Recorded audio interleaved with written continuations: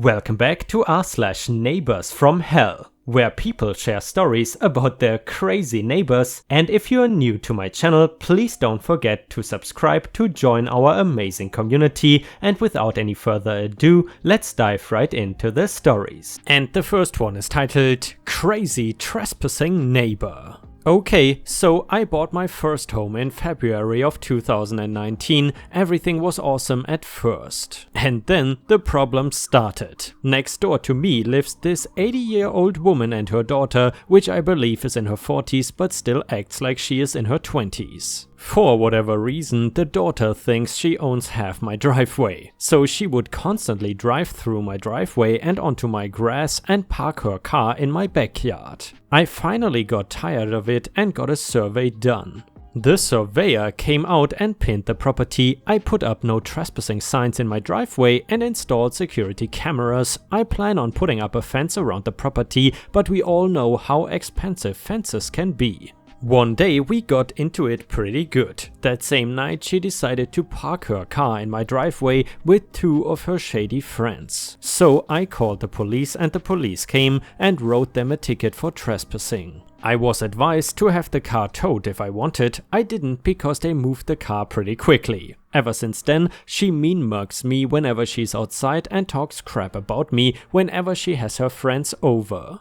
The old woman admitted to me that she knew that was always my property, but refuses to do anything about her daughter. Apparently this lady used to yell at the old man that owned my house. This guy was 93 years old and sick, and she used to get in his face and yell at him because he would tell her to stop trespassing. She even drove into his grill once. So this has been an ongoing thing. However, no one parks in my driveway since the cops were called, but they still seem pretty mad about the survey. Maybe it is petty, but every so often I will spray paint the spot where the surveyor hammered the pins in with super bright orange paint so you can see it from a mile away. It seems to piss them off, and whenever they have people over they point it out. And guys, I would love to know, have you ever gotten any sort of petty revenge against your maybe awful neighbor? Let us know in the comments, and while you're at it, please don't forget to post some star emojis in the comments, as well as liking the video if you want to support my channel. Thank you so much in advance. And the next one is titled Harassed Me Until Her Dying Day. Buckle up, Redditors, this is a long one, not seen for work. My fiance, 27 male, and I, 26 female, lived on the 3rd floor of an apartment complex in Los Angeles and found ourselves in an ongoing feud with a girl who lived on the 3rd floor of a neighboring apartment complex directly facing ours. So, while we lived in a separate complex than this chick, our apartments were on the same level, with our front doors and balconies directly facing one another, with only a driveway separating the two buildings. Basically picture a horseshoe-shaped 3-story apartment building with balconies all around the interior units facing one another. After living in this apartment for 2 years, we had never noticed this girl coming or going, and I honestly cannot say how long she lived there before our initial run-in with her. One night my fiance and I were cleaning up after making dinner, and my fiance was taking out the trash. The garbage cans were at the end of the driveway that separated our respective buildings. It was a nice summer evening and I had the balcony door open. I heard my fiance reach the ground level and open the metal gate to the trash area, and then I heard a loud smash. I ran to the balcony and saw that my fiance had just narrowly dodged a glass handle half full of Popov vodka that sailed down from the 3rd floor. No one else was outside and I had no idea who had thrown the bottle. My fiance came back inside, shaken. He had heard a couple yelling and couldn't tell if they were arguing or just partying, and no one had said anything directly to him prior to the throwing booze. We stood on our balcony looking around to see if we could figure out what had happened, and discerned which apartment it was, and saw the girl and her boyfriend inside yelling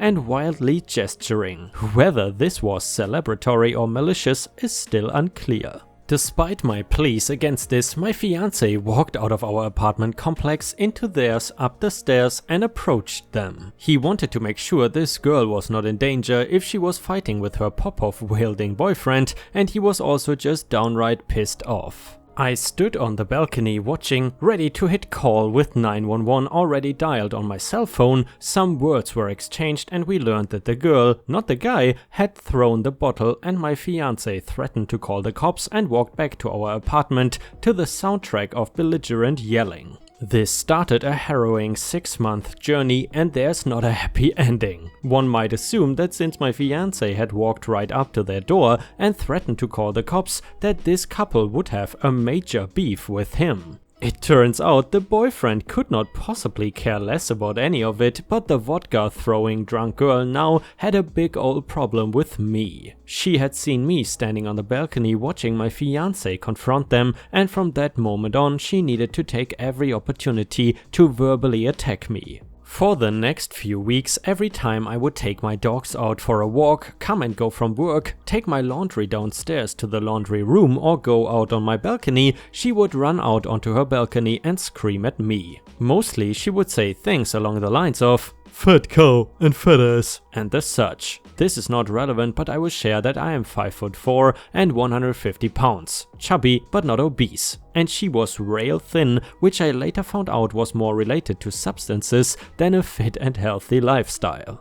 If she happened to see my fiancé and I together, she would twerk in her doorway, strip, flash us, and say things to my fiancé like, "Wow, your girl is so effing fat, I'm sorry my dude." My fiancé would never look, and we would both just try to walk away and ignore her. She was high and wasted. It was sad. My fiancé and I worked separate schedules and rarely came and went together. Usually there were no witnesses to this harassment, but occasionally another neighbor would be around, and I cannot say why, but I would always laugh and shrug it off and say that it was no big deal when a third party approached me and asked what was going on. I really hate confrontation, and my weight was a huge issue for me as I had a wedding coming up and was feeling super self-conscious. I also didn't even know how to begin to explain that this was coming totally unsolicited out of the blue just because my fiancé threatened to call the cops after having a vodka bottle launched at his head from 3 stories up. People tend to think actions like that are provoked. One day my fiancé was home alone while I was at work, and he was sitting out on the balcony. The girl was out on her balcony as well, visibly drunk, slurring and wobbling and chain-smoking cigarettes with a guy who definitely wasn't her boyfriend. She was begging her male friend to pick them up some coke and kissing him and grinding on him. This was still going on when I got home, so my fiancé and I walked our 2 small dogs together, afraid to leave one another alone on the streets outnumbered. While we were walking the dog, we chatted with a neighbor from our building, and she brought up the drunk girl from the building next door. Turns out our downstairs neighbor had called management for the building next door and our own management multiple times complaining about this drunk, drug-addicted girl and her constant partying, yelling and general effery. We learned that her name was not on the lease. Her boyfriend's parents were paying for the apartment because he was a student and she was unemployed, not a student,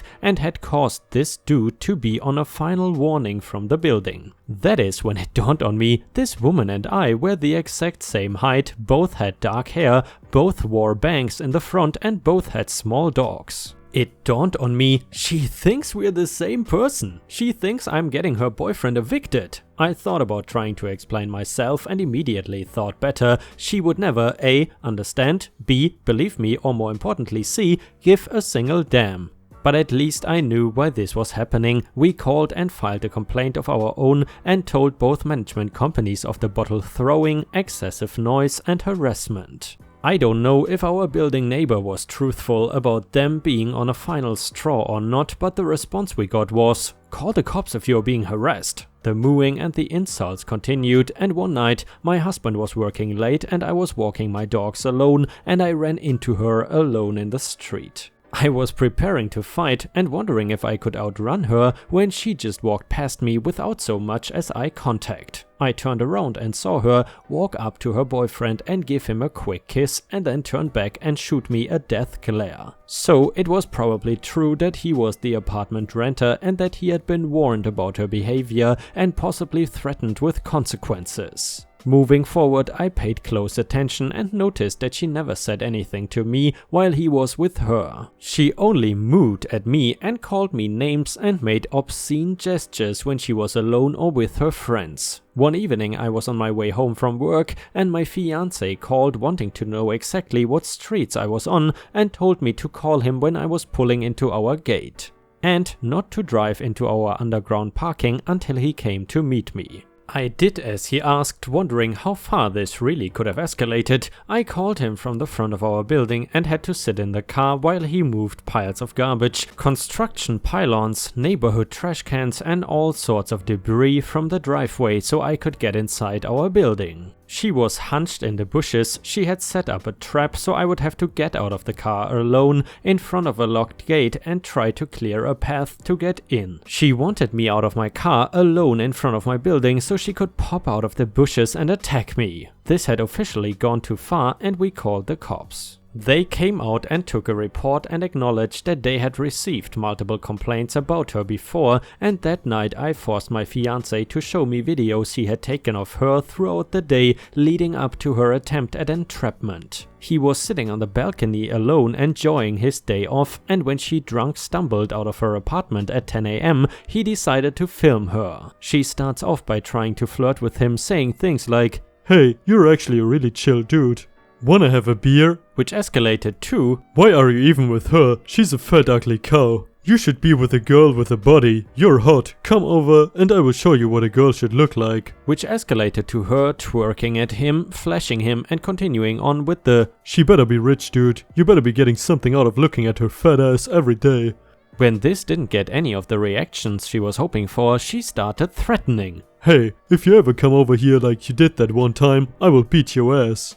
And I see your fat girlfriend out walking her stupid little dogs at night. She better watch her back." She went on and on trying to convince my fiancé to come down and meet her in the street to fight. He filmed her running down to the street and banging on the front door of our complex, which was visible from our balcony, screaming and demanding a fight. She then sat outside and waited for an opportunity to get in, and eventually gave up and went back to her apartment to drink some more and get high some more. He had called me while she was outside, and between then and me getting home she set her trash trap. But after that things were quiet for weeks. Whatever the cops said to her worked. 2 months later, early on a rainy morning, we heard a commotion coming from across the way. We slowly poked our heads out onto the balcony and saw the cops mediating an argument between her and the guy who lived directly next door to her and her boyfriend. We left the door open so we could hear, but then went back inside to be out of sight. Apparently this was the 5th or 6th time that she had called 911 for a welfare check on her neighbor,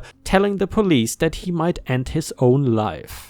The method of him apparently trying to end his own life was unclear, but he looked calm and put together, and he successfully convinced the police that she was doing this to be harassing and that he was perfectly fine and did not want to end his own life. This happened again about a month later, and the month after that the coroner came and took him to the morgue. I don't know how he did it, but I do know that this usually mean-spirited girl with an alcohol and substance problem had tried to stop it. I don't know if they were friends beyond being neighbors, but his death triggered the return of her, focusing all of her efforts on me. By this time my husband and I were married, and I had lost a bunch of weight and was feeling great until the mooing and the fat ass name calling had returned. It may sound like I was being irrational and petty, but I seriously couldn't walk to my mailbox, my car, could not leave the apartment period without being taunted, and honestly scared that something was going to come flying at me. This would happen when we had friends over and we were constantly embarrassed. This would happen when we were chatting with other neighbors and we worried that they would think we fed the fire and were the reason her behavior continued. I did my best to ignore it because it was only words, but it seriously got in my head. I was about ready to just move away when one evening, her high and drunken addicts in full force, she was partying with another girl. I was inside avoiding my balcony when I heard screaming. Too curious to not look, I popped outside and saw her on her living room, her friend shaking her and on the phone with 911. Her friend was sobbing into the phone that she went to the bathroom, and when she came back, the girl who lived here was passed out on the floor. The ambulance arrived in about 5 minutes and paramedics worked on her for another 15 minutes before loading her on a stretcher, performing chest compressions the whole time, and loaded her up to take her to the hospital. Her friend repeatedly insisted that she didn't know what the girl took. 3 days later, a family, I'm assuming her parents and sister, came to remove all of her belongings from the boyfriend's apartment. I hope she was in rehab and not in the ground, but I will never know. We never saw her again and we ended up moving away after another 6 months. So yeah guys, obviously, even though that was an absolutely awful neighbor, I still wish that she is not dead, but instead she beat her addiction and had a better life afterwards, not annoying everybody around her. I was told this belonged here. A woman tries to destroy my orchard, I destroy her life. Well, let's start a few years in the past. My great-grandparents planted an orchard and it is now at least 120 years old. My grandparents and my parents were really proud of the peach trees growing in it and did their best to keep them in good health and well. We always threw a big party when the peaches were ready to be harvested and invited all of our friends and neighbors to it. I loved those parties. The neighbors on the property to the south of our orchard were particularly fond of our peaches. They were a bunch of fine old people and me and the old man, Sam, were pretty good friends. He taught me a lot about woodworking with hand tools only, and we had some great evenings in his workshop and we finished many a good whiskeys in there together. In return, he got a lot of fine peaches, marmalade, homemade peach liquor, etc. Sadly, he died a good 10 years ago. Cancer is a real a-hole. His wife followed soon after and many suspected it was of a broken heart. They had no kids, so all of their property was left to the state except his tools and whiskey collection, which he had gifted me a few weeks before he died. In comes Karen. The name speaks for itself. Haircut, attitude and being obnoxious. The whole deal. She bought the property of my late neighbors. We had not had the kind of money to buy it at that time, as we had met some dire straits the years before and all our savings were gone. The first thing she did before she actually moved in was to go round and making demands of the neighbors on the surrounding properties. When it was finally our turn to listen to her gibberish, she told us that we needed to remove half of the trees as the leaves were blowing on her property. We told her in a polite way that we won't comply to her demands, as the orchard is a vital part of our family heritage, tradition and life and has been there for at least 120 years. She was pretty pissed but did nothing for the time being. There are some things you need to know before I continue with the story. The workshop I mentioned before was situated right at the border to our property. It was a small timber-framed building at least 160 to 180 years old. The regulations in my state are pretty strict concerning old structures. Every structure over 100 years is protected and you need a special permission to tear it down. Failing to get this permission can lead to a hefty fine. To get the permission to build a new building, it has to be up to code and you have to ask your surrounding neighbors, and if they agree, you are good to go. Except there's one speciality in my county.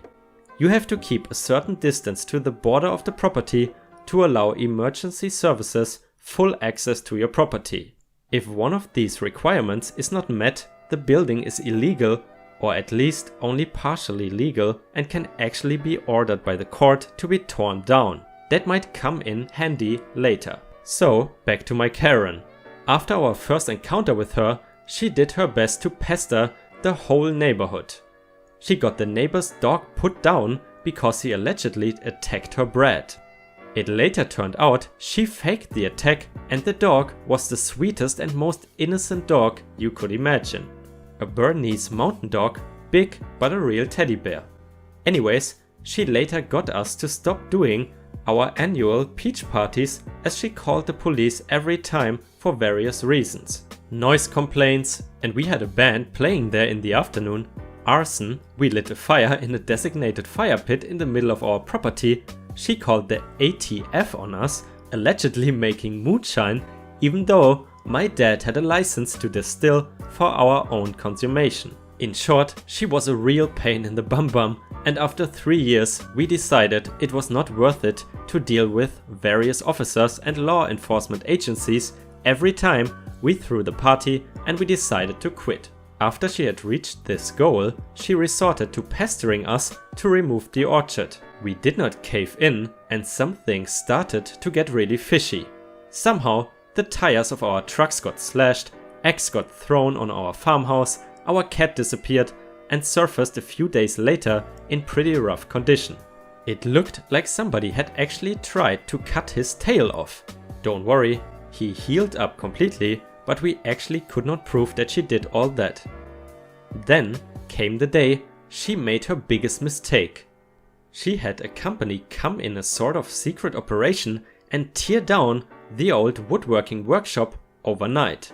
2 days later, they started building a big garage/recreational center and house right where the shop was, but she missed one fine detail, which got pretty important later on. She did not ask for our permission, nor for the neighbors. A short while after, the trees right next to her property started to get sick. The leaves turned brown in the middle of the summer and the branches started to die. We lost 4 trees before we figured out the cause. Somebody had driven along copper nails into them. We had a suspicion, but we could not prove it. So we put up some trail cameras, perfectly legal, as it was on our own property. And we caught her red-handed. My dad confronted her, she apologized, and my dad, being the way too nice guy he is, wanted to let her get off the hook. But not me. The nail she drove into our oldest tree was the final nail to her coffin. So I started to investigate.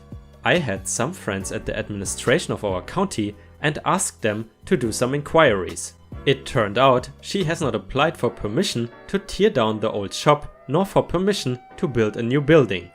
I further did some inquiries on the borderline of our property. Turned out the old markers vanished over time and her building was about 3 feet on our property. After I had gathered all this information, I presented it to my parents. At first they were reluctant as they did not want to start a neighborhood clash. But after I recalled all the things she did to us and our neighbors, they were in. So let the games begin. First, we called the authorities on her for tearing down a protected building and presented them with all the evidence we gathered. Then, we called the building authorities on her for building a building without permission, not up to code, and not only did she not keep the required distance to the property border, she also built on our property without our permission.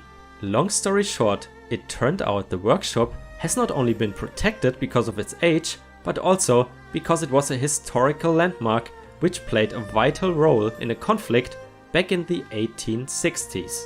She got sued for this and had to pay a fine of an equivalent of about $150,000. She further had to demolish her newly built building, costing an additional $50,000, got fined for this too, which is now about $83,000, and had to rebuild the workshop on her own expense, which was another whopping $154,000. As it had to be period correct up to the smallest detail.